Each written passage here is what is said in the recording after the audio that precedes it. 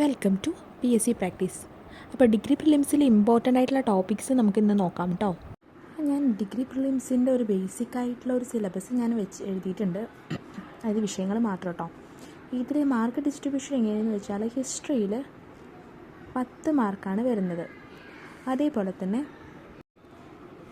ജോഗ്രഫിക്ക് 5 mark അല്ലേ, ജോഗ്രഫിക്ക് 5 mark, എക്കണോമിക്സിൽ 5 mark, സിവിക്സിന് 5 mark, Indian കോൺസ്റ്റിറ്റ്യൂഷന് എത്രയാണ് 5 mark, ഈ ആർട്സ് ആൻഡ് ലിറ്ററേച്ചർ സ്പോർട്സ് എന്നതിന് 10 മാർക്ക് വരുന്നുണ്ട്, computer 5 mark, science and technology 5 mark, maths mental ability അതിന് വരുന്നത് 20 മാർക്കാണ് വരുന്നത്, ഇംഗ്ലീഷ് 20 മാർക്ക്, ലാംഗ്വേജ് 10 മാർക്ക്. ഇങ്ങനെയാണ് മാർക്ക് ഡിസ്ട്രിബ്യൂഷൻ ഉള്ളത്. ഇത് നോക്കിയാൽ തന്നെ നമുക്ക് ഡിഗ്രി പ്രിലിംസിന് പഠിക്കേണ്ട ഏറ്റവും പ്രധാനപ്പെട്ട വിഷയങ്ങൾ ഏതാണെന്ന് മനസ്സിലാക്കും. ഏറ്റവും ഞാൻ എല്ലാ വീഡിയോസിലും പറയുന്ന പോലെ തന്നെ ഏത് മാത്സ്, ഇംഗ്ലീഷ്, മലയാളം ഇത് മൂന്നും വളരെയധികം ഇമ്പോർട്ടൻ്റ് ഉള്ളതാണ്. ഞാൻ പറയാറുണ്ട് 50 മാർക്കാണ് ഇതിൽ നിന്നും ചോദിക്കുന്നത്. 20 മാർക്ക് മാത്സിൽ നിന്ന്, 20 മാർക്ക് ഇംഗ്ലീഷിൽ നിന്ന്, മലയാളം 10 മാർക്ക്, അങ്ങനെ മൊത്തം 50 മാർക്കാണ് വരാൻ പോകുന്നത്. അപ്പോൾ അത് നമ്മൾ നോക്കുക, 100 മാർക്കിൽ 50 മാർക്ക് നമുക്ക് സേഫ് ആയിട്ടുണ്ട്. അപ്പോൾ അതേപോലെ തന്നെ നമ്മൾ ഒരു GKയുടെ വിഷയത്തിൽ വരുമ്പോൾ ഹിസ്റ്ററി 10 മാർക്കാണ്, നമുക്ക് ഒട്ടും കളയാൻ പറ്റാത്ത ഒരു ഭാഗമാണല്ലേ ഹിസ്റ്ററി 10 മാർക്ക്. അതേപോലെ തന്നെ ആർട്സ്, ലിറ്ററേച്ചർ, സ്പോർട്സ് 10 മാർക്കാണ് ചോദിച്ചിട്ടുള്ളത്. അപ്പോൾ ഈ 2 വിഷയങ്ങളും ഈ ഭാഗവും ക്ലിയർ ചെയ്താൽ നമുക്ക് കിട്ടാൻ പോകുന്നത് 100ൽ 70 മാർക്കാണ്. ഇതിപ്പോൾ ഞാൻ ഫുള്ളായിട്ട് കിട്ടുകയാണെങ്കിൽ നമ്മൾ 1-2 മാർക്ക് അത് വിട്ട് കളയുക. അപ്പോൾ മൊത്തം ഒരു ഈ എല്ലാ വിഷയങ്ങളിൽ നിന്നും ഒരു 5-6 മാർക്ക് കുറച്ചാലും നമ്മളെന്താ ഈ പ്രിലിംസിൻ്റെ കട്ട് ഓഫ് കടക്കും എന്നതിൽ യാതൊരു സംശയവുമില്ല.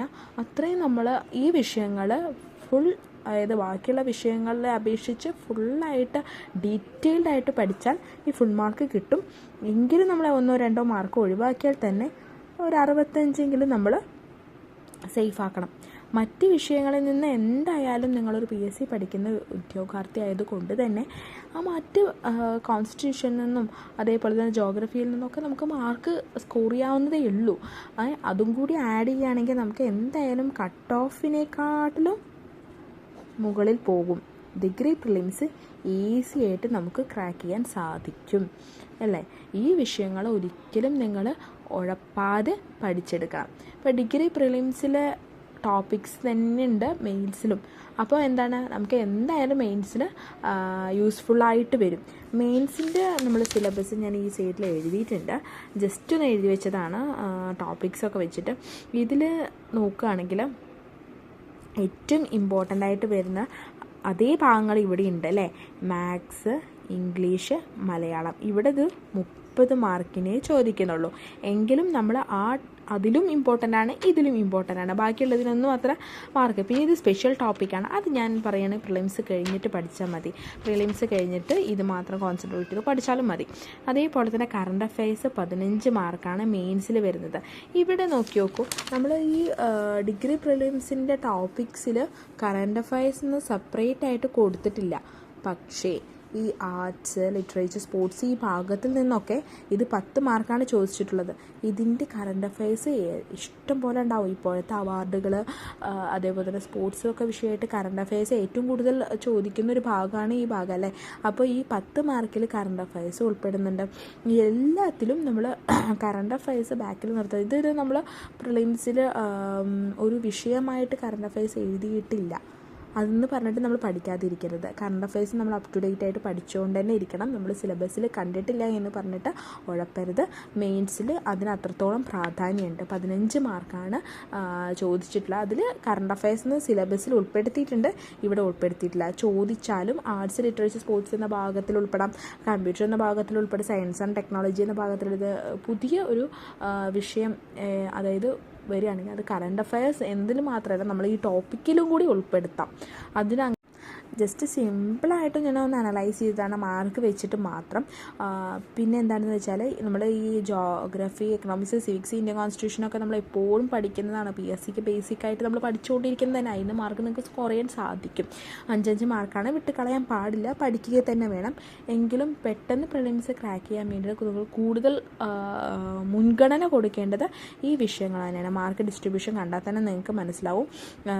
അതായത് ഈ വിഷയങ്ങളൊക്കെ തന്നെ ഇതെല്ലാം പഠിക്കുന്നത് മറ്റ് എക്സാംസിനും കൂടി നിങ്ങൾക്ക് വളരെയധികം യൂസ്ഫുൾ ആവും കേട്ടോ. ഒരിക്കലും അത് വേസ്റ്റ് ആവില്ല. ഇത് മാത്രം പഠിക്കുന്നവരെന്ന് വെച്ചാൽ ഒരു പോയിന്റ് പോലും വിടാതെ പഠിക്കണം. അത്രയും നല്ലപോലെ എഫേർട്ട് എടുത്ത് പഠിക്കണം. കാരണം മറ്റ് വിഷയങ്ങൾ നമ്മൾ ഉഴപ്പുക എന്ന് പറയുന്നത് ശരിക്കും ശരിയായ കാര്യമല്ല. ഞാൻ പക്ഷേ ഏറ്റവും കൂടുതൽ മാർക്ക് ഡിസ്ട്രിബ്യൂഷനും നമുക്ക് എല്ലാ എക്സാമിനും യൂസ്ഫുള്ളായിട്ടുള്ള ഒരു ഭാഗങ്ങളും കൂടിയാണ് ഈ ഏറ്റവും കൂടുതൽ മാർക്ക് കൊടുത്തിരിക്കുന്നത്. അതുകൊണ്ട് അതിന് കൂടുതൽ പ്രാധാന്യം കൊടുത്ത് പഠിക്കുക. പ്ലസ് കറണ്ട് അഫയേഴ്സും കൂടി ഇതിൻ്റെ കൂടെ ഉൾപ്പെടുത്തുക കേട്ടോ. ഇപ്പോൾ ഡിഗ്രി പ്രിലിംസിന് നിങ്ങൾക്ക് എല്ലാവർക്കും നല്ലപോലെ സ്കോർ ചെയ്യാൻ സാധിക്കട്ടെ. അതിനനുസരിച്ച് പഠിക്കാൻ കഴിയട്ടെ. ഇപ്പം നമ്മളെന്താ കുറച്ചധികം എഫേർട്ട് എടുത്താലും നമുക്ക് ജോലിയൊക്കെ കഴിഞ്ഞ് കുറച്ചൊന്ന് ഫ്രീ ആവാമല്ലോ.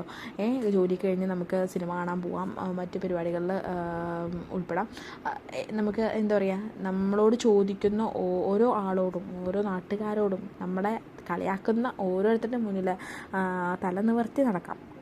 യാതൊരു സംശയവുമില്ല. ഒരു ജോലി എന്ന് പറയുന്നത് നമ്മുടെ ഒരു ബാക്ക് ബോണാണ്. ഒരിക്കലും നമ്മളെ തല താഴ്ത്താൻ ഒരിടം വരുത്തില്ല അല്ലേ. നമുക്കൊരു ഫിനാൻഷ്യൽ സ്റ്റെബിലിറ്റിയാണ് തരുന്നത്. സോ ഒരിക്കലും ഈ ജോലി വിട്ടുകളയരുത്. ഡിഗ്രി പ്രിലിംസ് എല്ലാവരും നന്നായി പഠിച്ച് പാസ്സാവാൻ നോക്കുക കേട്ടോ. Thank you.